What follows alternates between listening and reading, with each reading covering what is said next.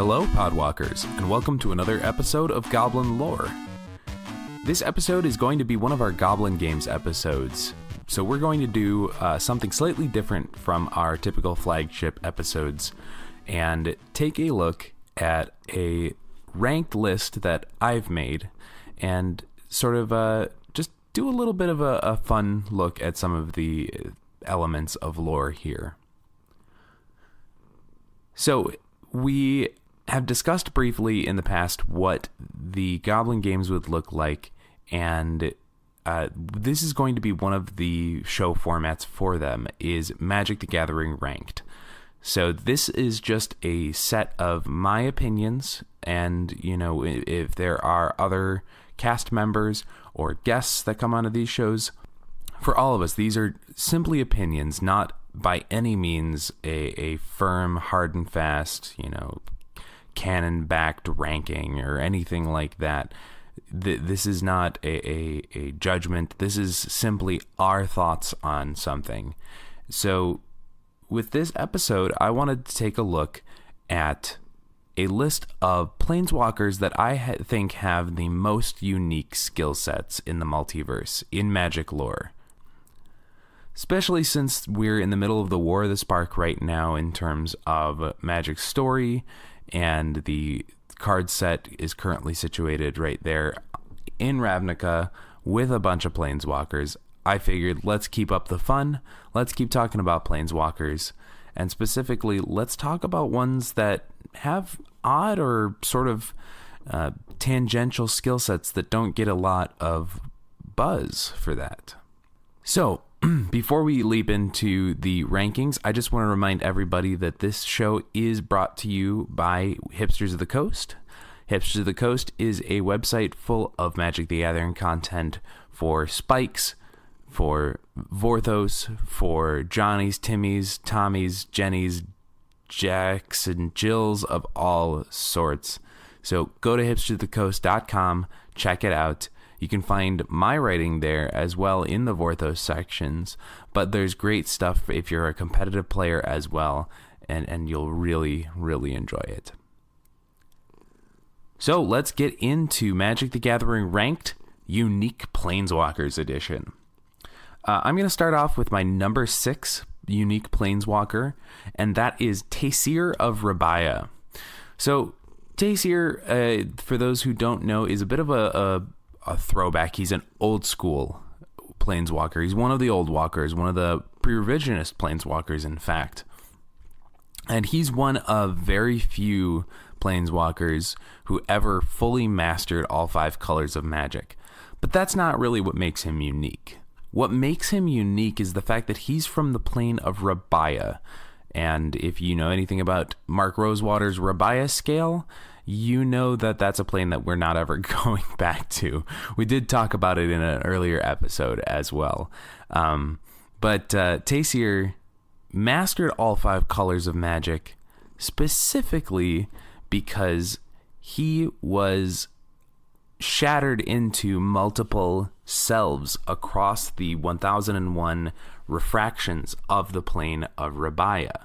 So there were 5 different versions of Taysir across these multiple realities that eventually planeswalked to find each other, united, and he became his whole person, according to the prophecy on Rabaya of the ancients, the sages. He was known as the one made of 5. So Taysir, sort of had a typical, old walker skill set of being able to do anything whenever you wanted.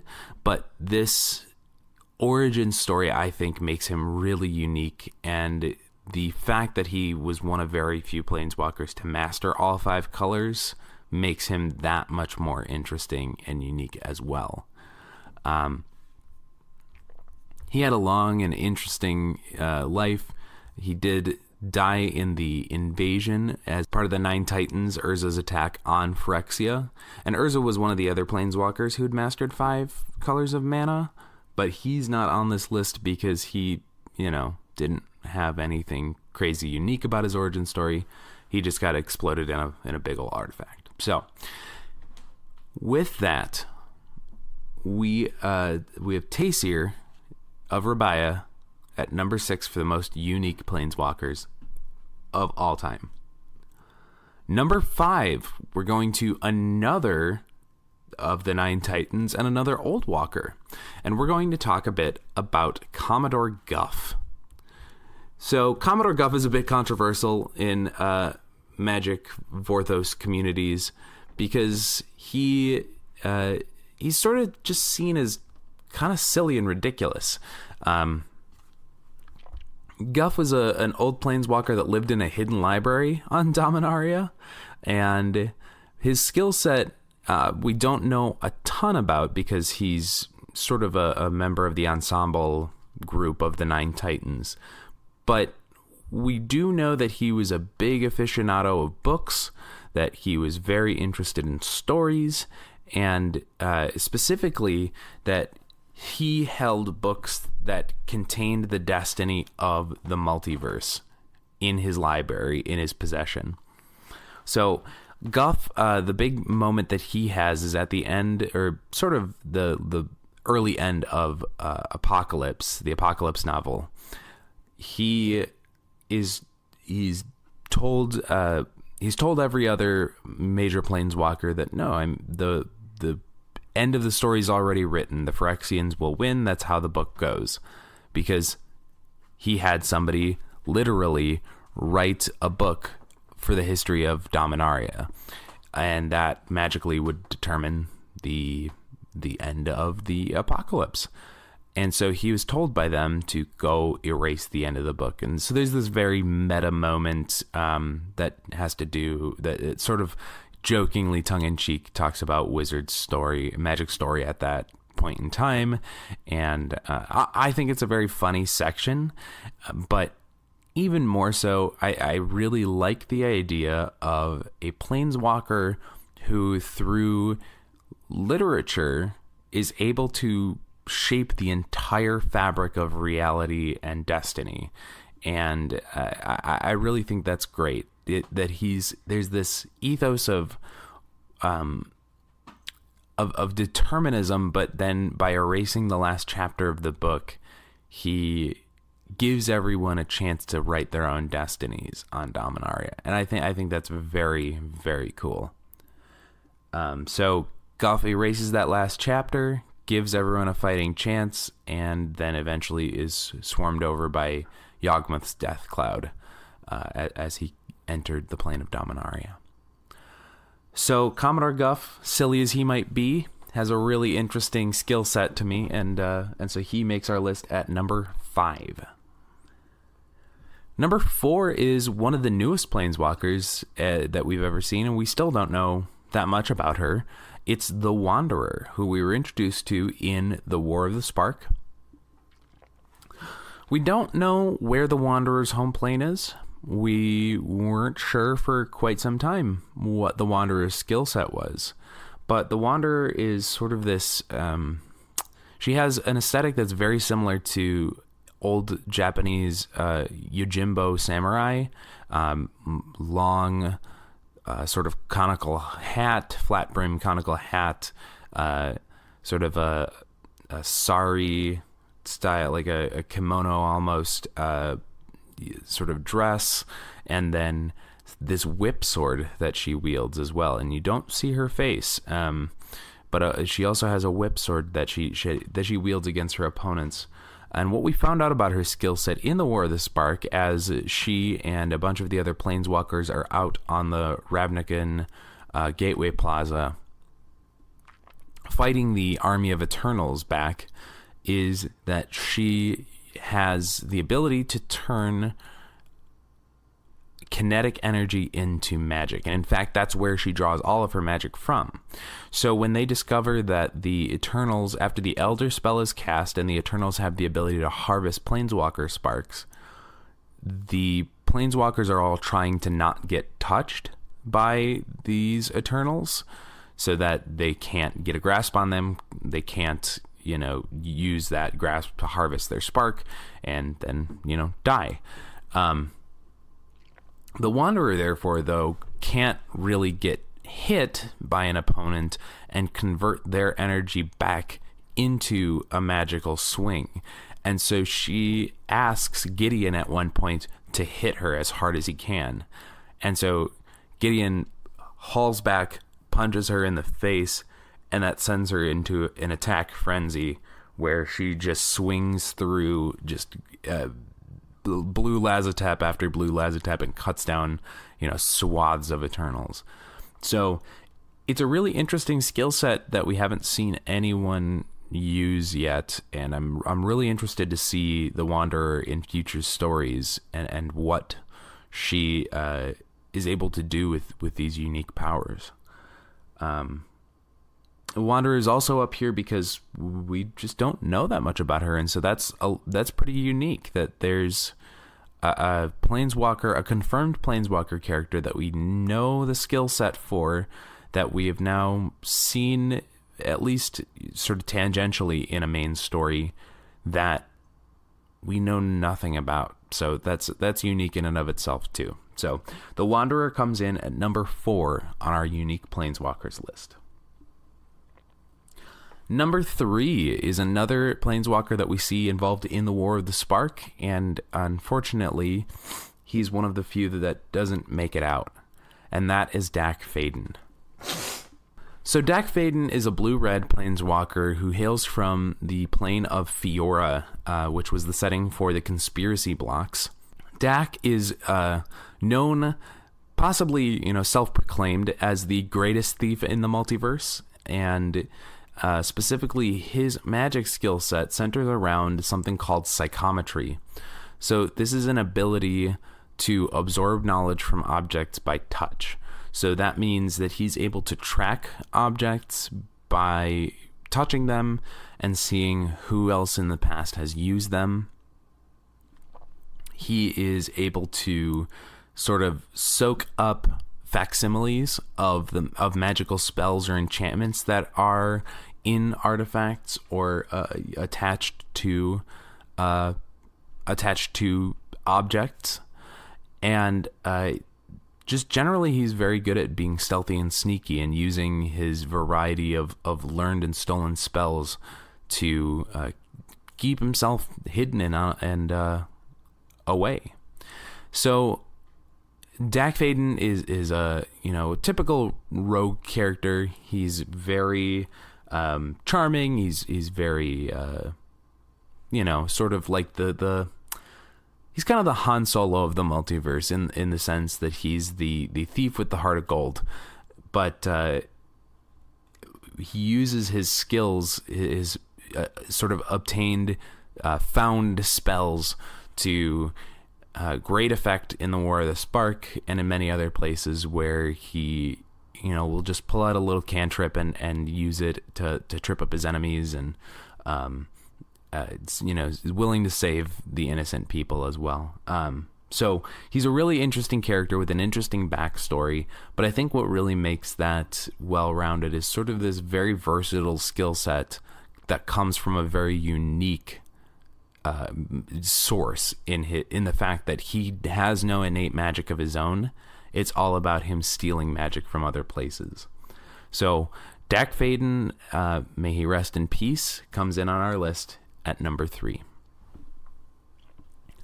Number 2 on our list is the Kamigawan Planeswalker, Tamiyo. So Tamiyo is a Soratami, or a moonfolk, from the plane of Kamigawa. She is blue, green, white, in certain variety aligned, and specifically is very interested in the study of moons and sort of how nature works on different planes.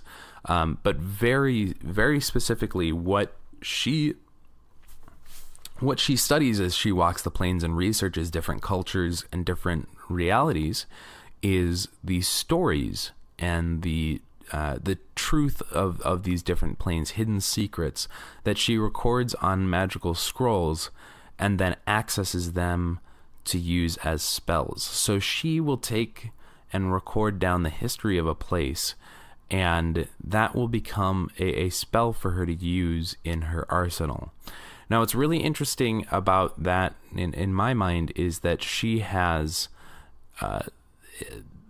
a few spells, a few scrolls that she specifically has bound in iron bands so that they cannot be just casually opened.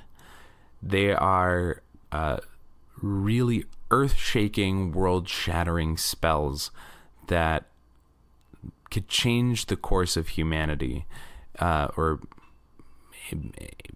peopleity. I don't know how to be inclusive for all species with this term, but Tamiyo has certain very dangerous stories and spells locked away, and we see one of those get used in the fight against Emrakul during the Shadows over Innistrad block, where Emrakul possesses Tamiyo's mind and rewrites one of the scrolls to seal Emrakul in the Moon of Innistrad, and sort of converts one of those stories and one of those spells into something different.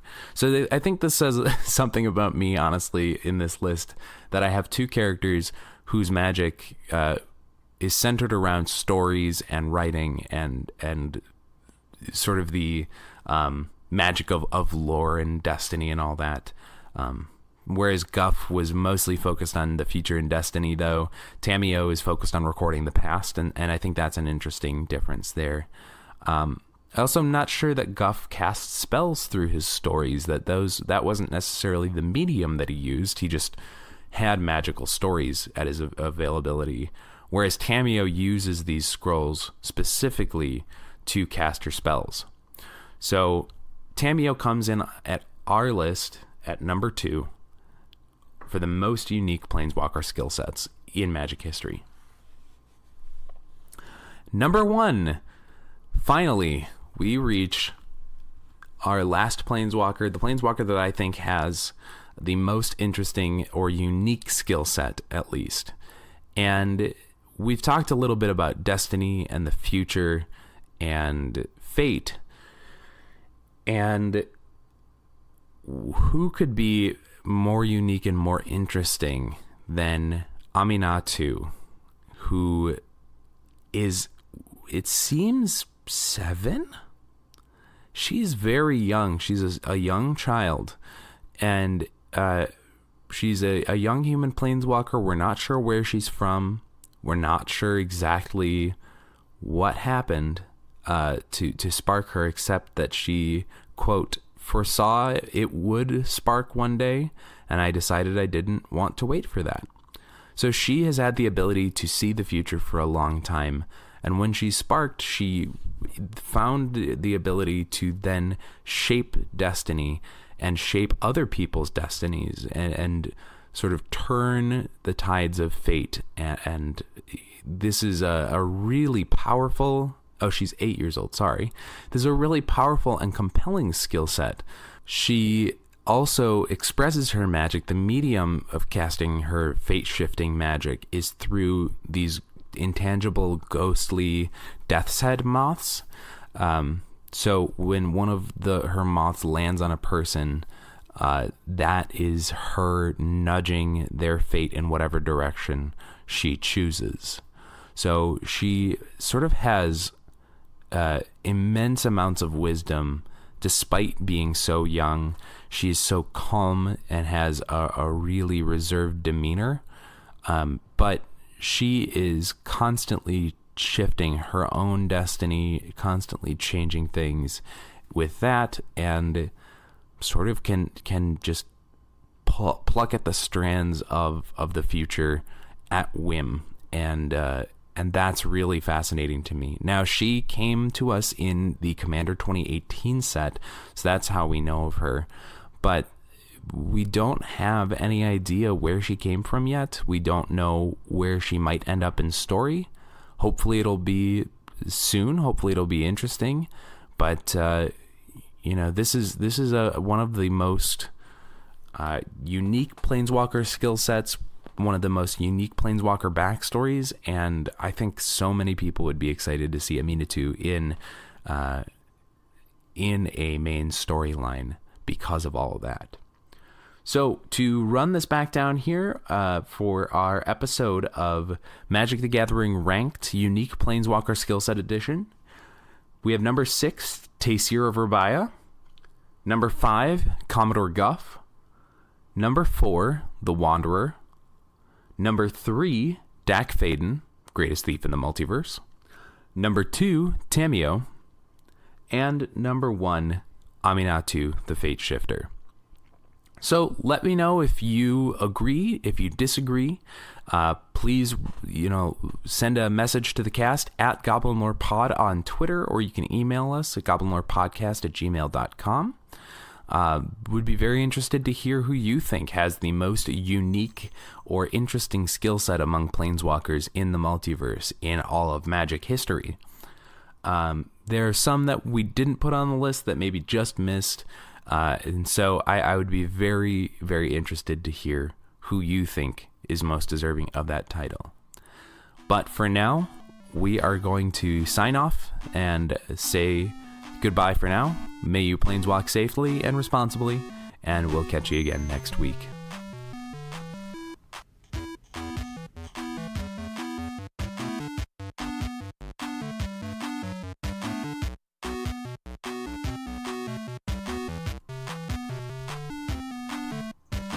That's our show.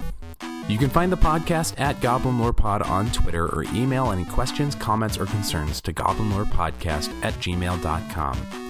If you'd like to support your friendly neighborhood gobslugs, you can do so at patreon.com/goblinlorepod. This episode of Goblin Lore was hosted, edited, and written by Joe Redeman, who you can find on Twitter at Findhorn. That's Fynd Horn.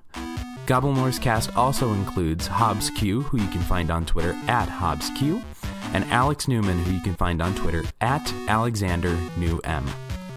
Our music is by Wintergatten, who you can find at wintergatten.com. That's wintergatan.com. Logo by Stephen Raphael on Twitter at Stephen Raffle. Goblin Lore is presented by Hipsters of the Coast, which you can find at hipstersofthecoast.com. Thank you all for listening, and remember, goblins, like snowflakes, are only dangerous in numbers.